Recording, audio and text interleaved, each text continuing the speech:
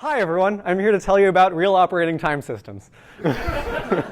I'm Nate Graff. I'm a 5th year EE blended master's student. I'm the hardware outreach officer for White Hat, and I really like building systems with RTOSs. So when we were talking about what I should talk about this quarter, I was like, oh, RTOSs, those are neat. Let's talk about that.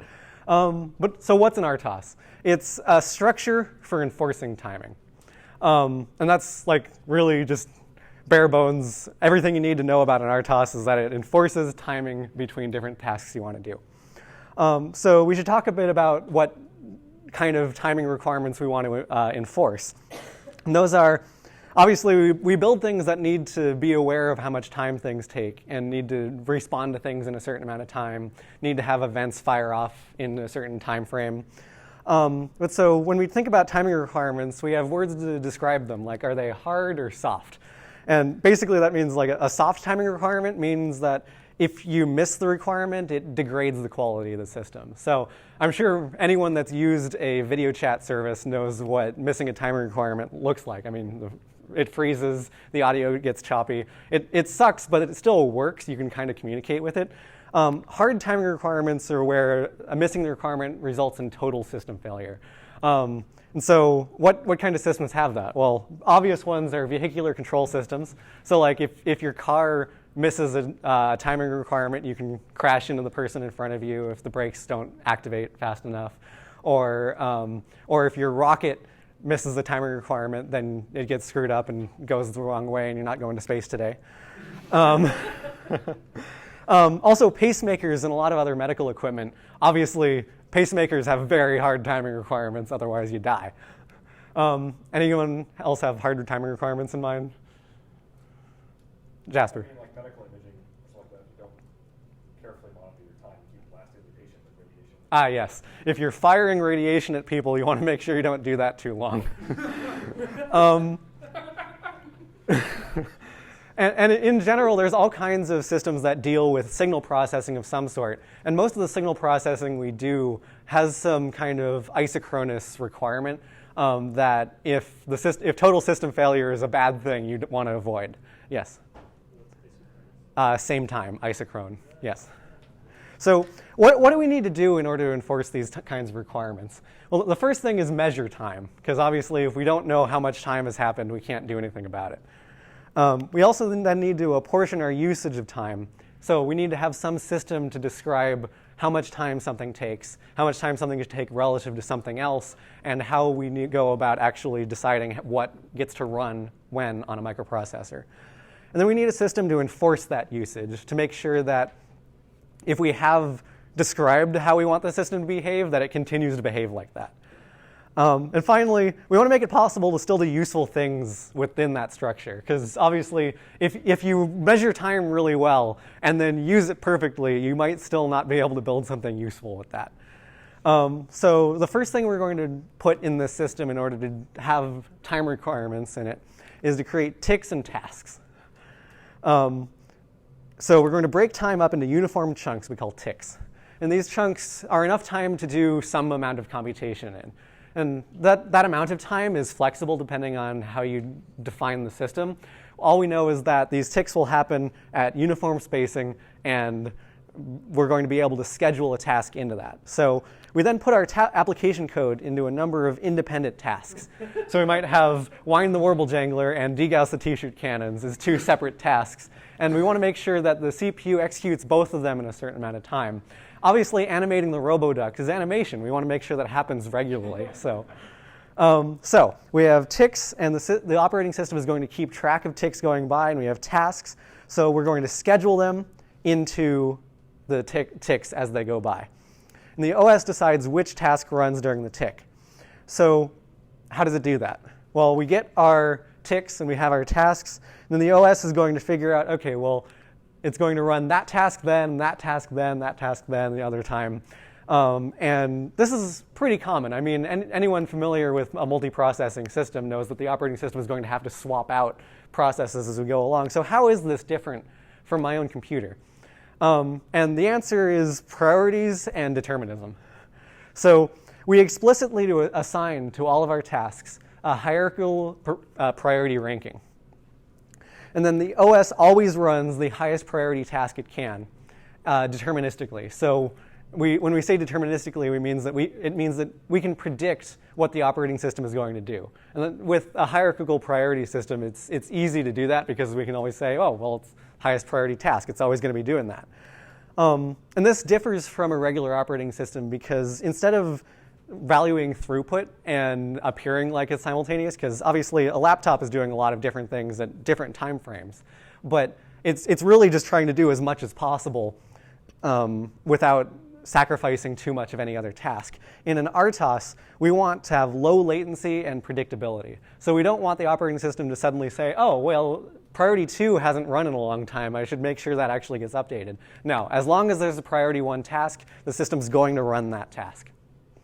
So when we create our ticks, in this case, all these tasks are running, but the priority 1 task is there. So when the system runs these tasks, it just runs all the blue tasks, which is, like I said, different from a typical operating system, which would try to run all the tasks simultaneously, perhaps weighting some processes more than others. So how do we stop this from happening? Because obviously we don't want to neglect our warble janglers or t-shirt cannons. So for that, we introduce blocking. So there are 2 ways, at least, I'm going to be talking about free RTOS in this talk because it's a relatively minimal, free, open source implementation of a real-time operating system. And you can just go use it. So everything I talk about in terms of exactly what constructs we use is taken strictly from free RTOS. And that's completely not because that's the only operating system I have experience in. So we have 2 ways to block a task. One is explicit delays. So that's where we have in our task a hook into the operating system to say, hey, don't run me for another number of milliseconds. And the other way is inter-task communication. So if we want to talk to another task, we can block on receiving information from that other task. So as long as we're waiting for some piece of information from another task, we can choose to just sit there and wait until it's handed to us. So our previous rule was the operating system always runs the highest priority task. It runs the highest priority unblocked task. And that's how we get lower priority tasks to run. We always handle the highest priority tasks until they block, and then we go down. So let's talk about an example of some kind of system we'd want to build. We're going to have 2 tasks. One we want to run exactly every 1,000 milliseconds, or at least as close to that as possible. We can figure out a way to build our system so that it only happens plus or minus a certain number of milliseconds, but it always happens almost exactly 1,000 milliseconds apart. And the entire rest of the time, we just want to be running task 2. So maybe the t-shirt cannons need to be degaussed every millisecond, but the animation, we can get the highest frame rate if we just run in between that. So the first thing we might do is just get one big loop where we do stuff and we do other stuff and then we wait a second. And this works, but when we have task 1 and task 2 and then a delay, the delay is 1,000 milliseconds, yeah, but task 2 takes a certain amount of time, and it would suck if we had to hard code that into the delay. We don't want to be like, oh yeah, task 2, we measured it. Task 2 takes this amount of time, so we'll just subtract that from 1,000 and keep going. That's bad. So the other problem is task 2 might not take the same amount of time every time we run it. So it might not even be possible to hard code the amount of spacing we want in between task 1. And if it's really important that we run every 1 second exactly, that's a problem. So this obviously doesn't meet our timing requirements. We can also do an approach which is like an interrupt-driven approach. So newsflash, MCUs have built-in hardware timers. Just wanted to go over that. Microcontroller. So microcontrollers have a bunch of hardware built into them, and because they're really small embedded systems, we can often just reach directly into that hardware and say, do this. And so MCUs often have a number of timers in there, which will trigger an interrupt. And so the interrupt means the CPU stops whatever it was doing at that moment and goes and runs this specific function that we defined at compile time, which is stored at a specific spot in memory. And so we can configure a hardware timer to have the exact delay we want in between tasks. And then we can set up an interrupt service routine to actually run the t-shirt cannon degauss every 1 second exactly. And so that might look a bit like this, where we have our main function, it sets up the timer, and that's going to be a lot of bit twiddling and stuff. Yeah? How does this not violate the hierarchy, though? Like, why can't a lower priority task install?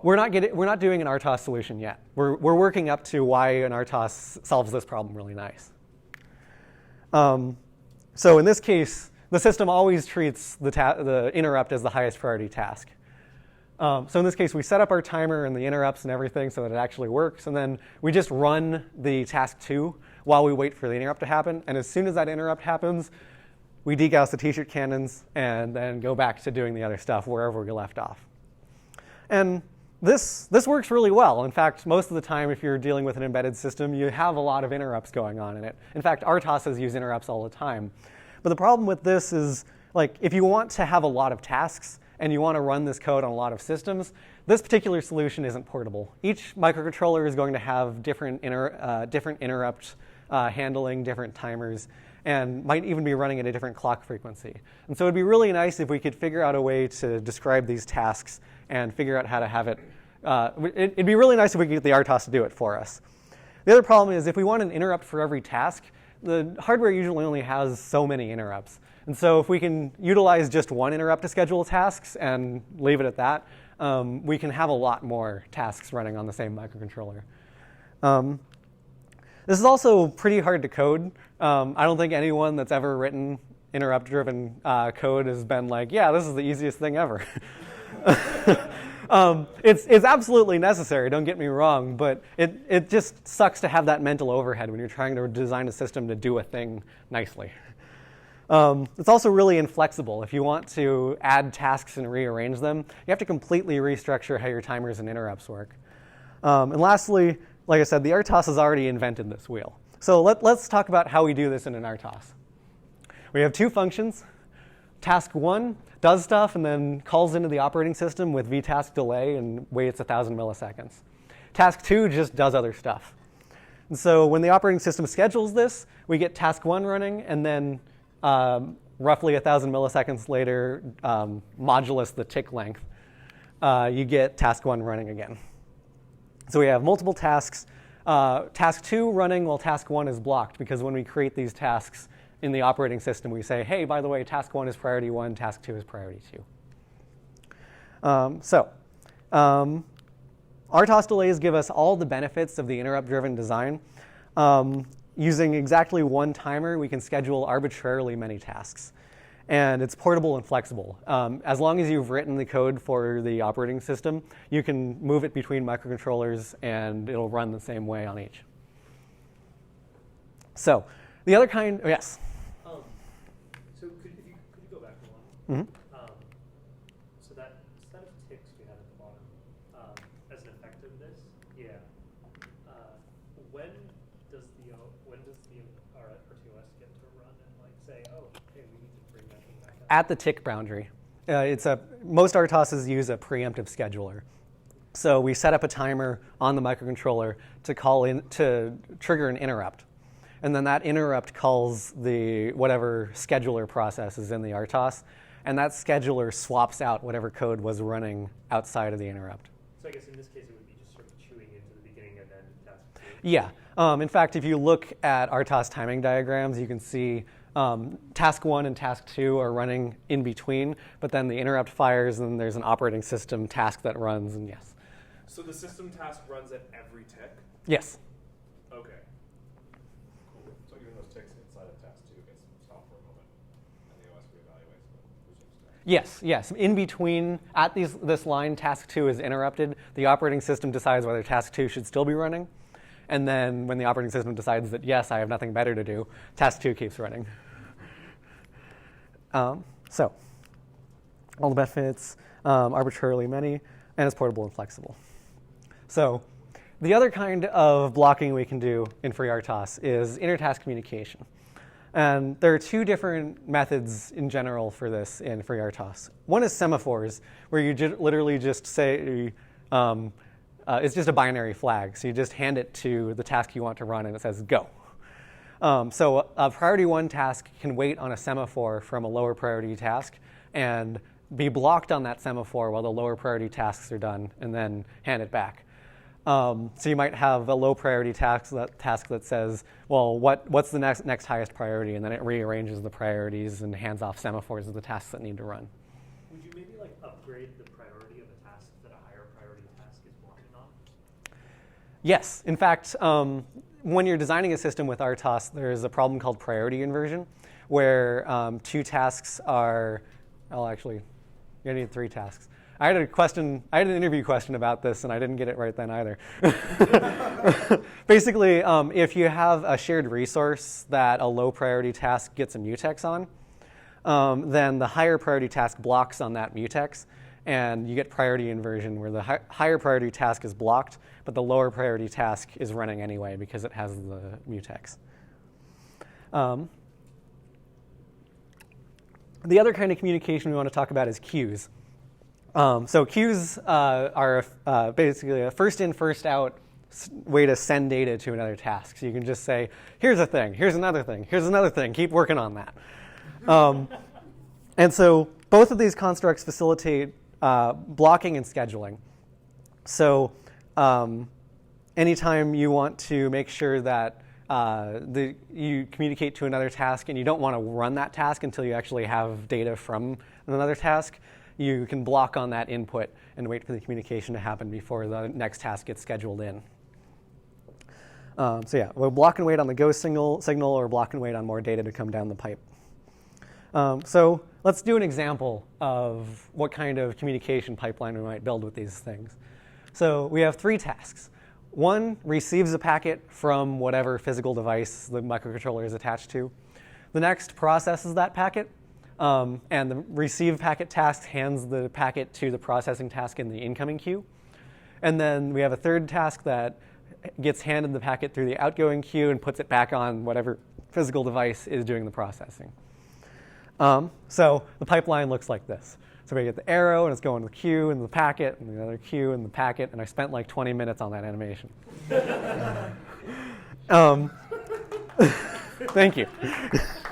So the real cool thing here is each task only has to worry about its own thing, and at idle, the system doesn't have to care about processing or sending the packets. So the receiving packet isn't blocked on anything. It can just keep pulling the device. And the other two tasks are just blocked, waiting for the queues to become full. So at idle, whoop. Uh-oh. Yeah, you get to see the arrow again. Good, I spent time on it. So at idle, tasks 2 and 3 are blocked on waiting for input on their queues. So what does this system look like in the scheduler? So at idle, tasks 2 and 3 are blocked because task 1 hasn't received any packets. So we get a packet, and task 1 pulls it off the PHY. And so it's at idle for these 2 ticks. It receives the packet during the 3rd tick, and then the next 2 ticks, it processes the packet and puts it onto the queue. For the sake of argument, we'll say that each of these tasks is able to actually do its job in 2 ticks. So once task 1 processes the packet off the PHY and puts it on the queue, it hands it the queue, and task 2 wakes up. So during that time, task 1 and 2 are both unblocked. Task 1 waiting for another packet to come in. So even though we're processing the packet, we can still be pulling one off the PHY. Task 2 is processing the packet, so they trade off time slots. The exact way it trades off is a matter of how you design your scheduler or what kind of options you choose for your scheduler. So if you design an RTOS system, you can make all kinds of choices about how you want scheduling to happen. In this case, we're saying they just trade off time for whatever tasks are currently unblocked. Task 2 processes the packet and puts it back on the outgoing queue, at which point task 2 goes to sleep because its queue is empty. But task 3 wakes up. And so task 3 and task 1 trade off time, while task 3 sends the packet back out onto the PHY. And then we're just left with task 2 and 3 at idle, task 1 waiting for a packet to come in. And so this is what happens with a single packet passing through. But obviously, the whole point is that we can scale up to tons of packets flying at the system all the time, and to some degree, processing all of them at the same time. So if task 1 has a bunch of packets on the PHY, whatever physical buffer is built into the device, and task 2 has a bunch of packets on its queue, then they can share time processing packets. And as soon as task 2 puts packets on the outgoing queue, task 3 wakes up, and they all time share for the rest of the time, clearing their buffers in turn. So this is all great. But what's the point? Why is this special? Like, we can easily design a system that does this without an RTOS eating up time in between these tasks. Well, what we're going to do now is add some parallel workloads. We want to do all that simultaneously with some other thing. So we'll have our packets, and we'll have a timed event where we want it to beep really loud every second. It's really important that it happens every second.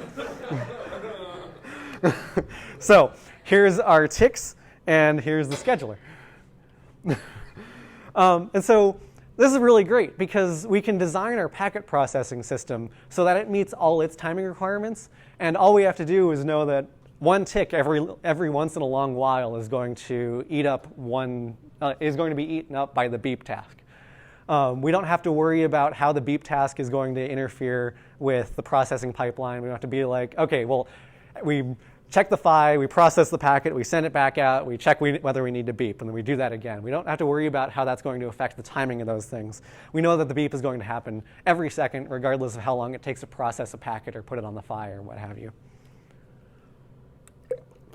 And the other thing is, since we don't spend any time checking whether we need to beep, except for whether the process is unblocked, we can use all the time in between to process packets. So there's a lot of benefits to using an RTOS. It makes it really easy to process parallel workloads. And also to have each workload dynamically scale back when idle. So when we don't have any packets coming in, the system idle task will run, and we don't have to do anything. We can just focus on, do we need to beep, do we need to beep, do we need to beep? Or if we have multiple different processing pipelines going on, and one's really busy, but the other one doesn't have any activity, we're not even worrying about that. The system is putting all its work on the workload that has a lot of work to do. The other thing is we can have low priorities for the system automatically preempted by high priority tasks based on explicit retiming requirements, which we set up when we program the thing. So the system will automatically shift its workload as it needs. And it isolates the processing of independent subsystems. So we can have multiple things going on, and we don't have to worry about whether my processing here will affect that other thing unless we get super time constrained. And then we have to be like, well, OK, that one can't run now. So it's really good for making sure that we don't have overlapping design requirements in our head at any given moment. So let's talk about what RTOSs do for us in terms of security. And the answer is not really much, other than that they're really useful for helping you think about what you need to do next instead of how you're going to make the timing requirements work. That's because your choice of operating system, at least in terms of RTOS, doesn't really fix all that much on its own for all the things you have to worry about in an embedded system. Because the RTOS doesn't fix your boot ROM integrity or firmware updates. Your RTOS doesn't fix power side channels. And all the foot guns typically found in C programming are still there, because RTOSs are embedded. You're usually writing C. And you might think RTOSs fix timing attacks, and they, for some degree, do, because you can just be like, check password. It takes exactly one tick. But if it bleeds over into another tick, then you're like, oh, well, now they know it took a lot longer, because it took a very discernible amount of longer time. One good thing, though, is since we're running on an embedded microcontroller, they're not typically vulnerable to speculation attacks.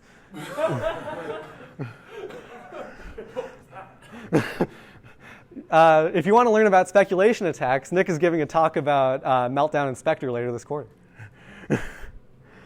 I predict you. You predict you will. Yeah. Yeah. So moving on with security. FreeRTOS is the main open source RTOS everyone uses or builds off of. One problem with that, at least in terms of how they run the project, is the code is hosted on SourceForge. So this is what it looks like when you download it. Like you get the ad, you get the other projects, you get whatever this is down here. Like this doesn't look like a safe download. Oh yeah, MalwareForge, yeah.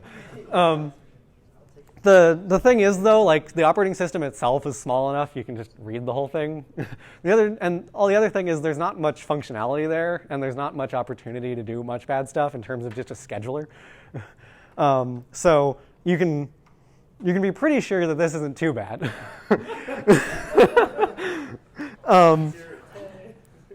But the thing is, RTOS has been the OS of choice for embedded applications for a long time.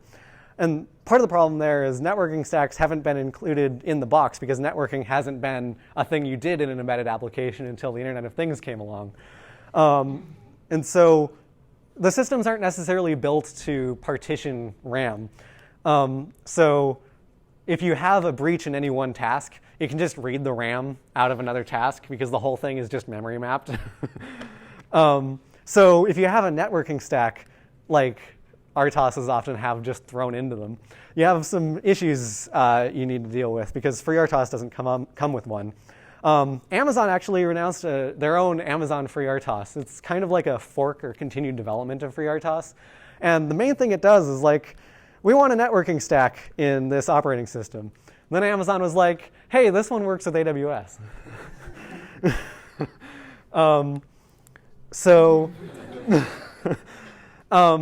The good thing about this, though, is it's hosted on GitHub.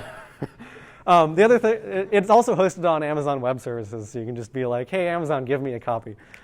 And I really recommend everyone do try out programming a system with an RTOS, because it's actually really, there's something really nice about building a system that just meets timing requirements like that. It's like, oh, I want this thing to happen and this thing to happen, and then it does. And you're like, those are two different functions. How are they running simultaneously?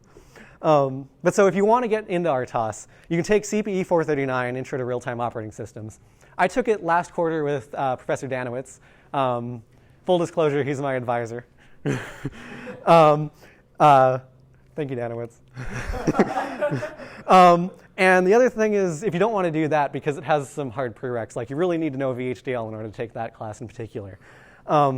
You can just get a microcontroller and download it and run it. I recommend getting an Arduino Mega instead of an Arduino. I actually have a port of FreeRTOS for the Arduino Due Milanovi and Uno, but it like fills up the ROM with like a couple hundred bytes left. So if you want to blink an LED at exactly the right time, it's your operating system. But no, Arduino Mega has enough space for it and enough things that you might want to actually like have multiple UARTs running at the same time. Also, Cypress has some programmable systems on a chip, which are ARM cores with some reconfigurable peripherals. I really like them. They have one for like $12, so it's a super good deal. Or if you want to do an STM chip, their discovery boards are pretty good.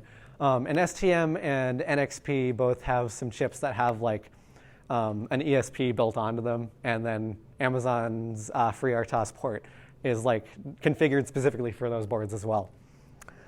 Yes. Huh? What's an ESP? ESP. It's a Wi-Fi enabled chip, so you don't have to actually handle the Wi-Fi PHY. You just send it data, and it sends it to Wi-Fi. So that's all I got. Anyone got questions? Aside from what are all those acronyms you use? Which I'm also happy to list off. But, you know. What does RTOS stand for? Real-time operating system. Yes. So what does a chip do if it has nothing to do? Like, what does it do if everything is blocked? When you write your system, you include with it an idle task. And so that's a special task that the operating system switches in when nothing else is going on. Typically, by default, it does literally nothing. But you could also be like, during idle, I don't know, like clean up whatever memory I was using for dynamic allocation, or run statistics about how long I've been up, or log stuff. Or you can do whatever you want in an idle task as long as you're willing for it to sometimes never run. So on the converse side of that, you said that often a microcontroller can have like more than one. I'm going to ask you a really specific question about how FreeRTOS works, so I apologize. I might know it, so. So you said that microcontrollers often can have more than one timer. Is there a way to set like a super process? Like this is the P0 task that just straight up gets interrupted into when it's not blocked. Can you do that? I think you just don't have anything that you set that at P1, you just put nothing else at P1. That's the idea. Like you can share priority levels, but you can also just, because it's more absolute hierarchy, you just say like, what are we doing? You want it to happen only on an interrupt? I want it to not even need the RTOS. I want to have it on a separate, not even need so the it doesn't RTOS. even, so it doesn't starts need the running even schedule. without the tick. Yeah. Yeah, you can do that. Like, will free RTOS be like, wait, no, I was using that, or can? You probably need to like tell free RTOS that something happened. But no, I mean, you can set up your interrupt service registers to do almost anything you want. Cool. I have another follow-up question. You mind if I answer that one first? Sorry. Yeah. How big is a tick typically? I mean, by default, it's like maybe a couple milliseconds to a couple hundred milliseconds. That's big. I mean, like a couple milliseconds, like maybe a millisecond here, a millisecond there. It's however long you want. In fact, when you run free RTOS, you just go into the configuration file, and you're like, I want this number of ticks, this amount of time to go by per tick. Basically, you just calculate, you just give it the system clock speed, the timer configuration, and the number of milliseconds you want to run between ticks, and it calculates everything it needs to run the ticks at that length. You gonna follow up? Is it you? Oh, you first. So if a task finishes before the tick is up, does it just like wait? Yeah, so if a task blocks, it'll just wait out the rest of the tick. You could probably hand back control to the idle task if you wanted to, but ticks are usually short enough that it doesn't matter. Well, two questions. One, does RTOS have a Graff user interface, or is it command line? Well, so it's not an operating system like you're used to. Oh. It's for like they don't typically have screens attached to them or keyboards. Like you have general purpose input and output that sends ones and zeros to devices. You might have like a serial port that's like physically just like serial pins. Or just an I2S bus or I2C that sends data to another chip on the board. Okay, and then would anything start to go seriously wrong if you set it to like a really long, like interrupt time, like 1 second or something ridiculously long? I mean, the only thing that would go wrong is you might miss your timing requirement. So the finer the tick is, the more often you get interrupted, but the more likely, but the smaller window you have before a higher priority task that's become unblocked starts running. So if you have a tick length of 100 milliseconds and you want something to run every 1,000 milliseconds, you could be 1,000 plus or minus 100 if you have that. But if you have a 10 millisecond tick length, then you're 1,000 plus or minus 10 milliseconds. The trade-off being is the operating system has to take time to do that schedule. Yeah, the smaller the tick is, the more time you spend in the scheduler. Okay, so this has nothing to do with my original line of questioning, so this is a whole new one. You have to finish the original line first. Too bad I forgot. Okay. So let's say that I went out and I bought my shiny new microcontroller and I want to put some free RTOS on it. What would you recommend as a good beginner RTOS project? What's the coolest thing you could build with RTOS? And like any peripherals or whatever you got again. Like an LED for a second. See, that's what I don't want to do. I mean, anything you might want to do on your computer, just offload that to, offload two different things onto this microcontroller. Just send it over the USB serial and be like, I want to write this program, but I want it to happen on this computer instead of this one. And then since you're doing two things, you can have it switch between the two as it needs to. One thing I've written with an RTOS is I have a lab in progress for the hardware security class Danowitz and DeGaulle are working on, where we're comparing hardware and software implementations of cryptography. So we have a board that has both a software version of a crypto algorithm and a hardware version of a crypto algorithm. And the RTOS receives a packet from the computer, grabs the data, shoves it onto either task, which will process that and then pass it back. And so just that exact pipeline I showed is just something fun to build in an RTOS, where you receive information, process it, and then send it back in separate tasks and see that it happens quickly and without missing any time requirements for receiving the packet or something. That's all I got. Thank you very much.